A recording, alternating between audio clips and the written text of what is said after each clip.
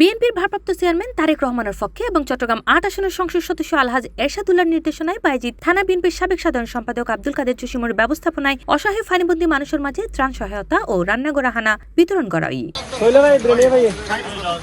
জুলাই ১২ তারিখ রবিবার নগরের ফাসলিশ থানা ৩ নম্বর ওয়ার্ডের আওতাধীন ওয়াজিদিয়া মাইসপাড়া ও নজরানা ফুকুরফার এলাকাত মেজে এই ত্রাণ কার্যক্রম পরিচালিত হয়। এ সময় ফানিবন্দী প্রায় ৬০০ জনের মাঝে রান্নাগড়াহানা এবং ৩০০ জনের মাঝে শুকনাহানা বিতরণ করা হয়। বন্যা ও জলাবদ্ধতায় ক্ষতিগ্রস্ত পরিবার কিনুরাতত প্রয়োজনীয় খাদ্য সামগ্রী তুলে দেন বিএনপির নেতাকর্মী অকল। এ সময় উপস্থিত আছেন বায়েজিদ থানা বিএনপির সাবেক সাধারণ সম্পাদক আব্দুল কাদের জসিম, পাঁচলেশ ৩ নম্বর ওয়ার্ড বিএনপির আহ্বায়ক শামসুল আলম, যুগ্ম আহ্বায়ক মহিউদ্দিন জুয়েল, ওয়ার্ড বিএনপির সাবেক সাংগঠনিক সম্পাদক আব্দুল হালিম কালু, বায়েজিদ থানা বিএনপির সাবেক সহ সাংগঠনিক সম্পাদক আজম নাজের, যুগ্ম সম্পাদক মোহাম্মদ মুসা, চট্টগ্রাম মহানগর ছাত্রদলের যুগ্ম আহ্বায়ক এম এ হাসান বাপ্পা, চট্টগ্রাম মহানগর স্বেচ্ছাসেবক দলের সদস্য কাজী মহিউদ্দিন সহ আর বোধকে উদ্যোগ লই আসলে মূলত দলীয় প্রধান এবং সরকারের প্রধান তারেক রহমানের যে নির্দেশ যে দুস্থ মানুষের মধ্যে যারা ফানিবন্দী মানুষ আছে এগুলো ফাঁসে দাঁড়ায় পেলায় ওর হতাশারা দিয়ে এবং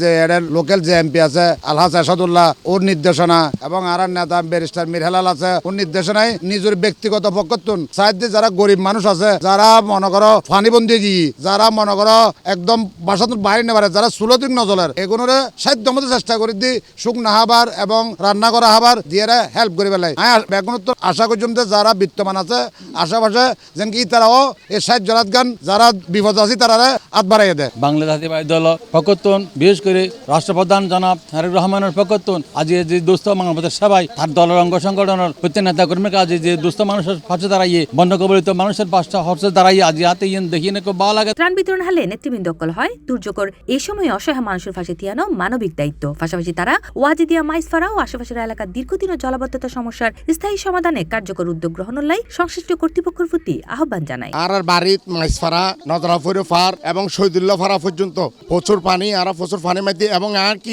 নিজের ঘর ফরি গিয়ে যেহেতু নিজের ঘর ফরি গিয়ে দল করি দলের প্রধানমন্ত্রীর নির্দেশ ক্রমে আর পানিবন্দী মানুষের মাঝে মাঝে কিছু দিতারি বেলায় চেষ্টা করি এবং এটা যায় ঘরে ঘরে শুকনা খাবার এবং খাদ্য এবং আব্দুল কাদের জসিমের অর্থায়নে আমরা প্রায় ১,০০০ মানুষকে ত্রাণ সামগ্রী দিই এবং আরো দিবেলায় আমরা পক্ষে দিন আছি। আরা কর্মসূচি জীবে হইলে বাস্তবায়ন করি বেলা আজিও আরা শুকনা খাবার এবং বিরিয়ানি রান্না করা বিরিয়ানি তার ঘরে ঘরে দৌড়ে যায়। পরিশেষে আবারও হয় আর ওয়াজ দিয়ে আর মানুষ হন গরিব ন হন অসহায় হন মিসকিন ন প্রাকৃতিক দুর্যোগের কারণে আজি আর তারা দৌড় টাইম ফুজি দেয় পানি গেলেও কিন্তু কেউ যাইতো না। আজ প্রায় ৭০০ জনের খাবার বিরিয়ানি আর ৩০০ জনের লাই শুকনা খাবার।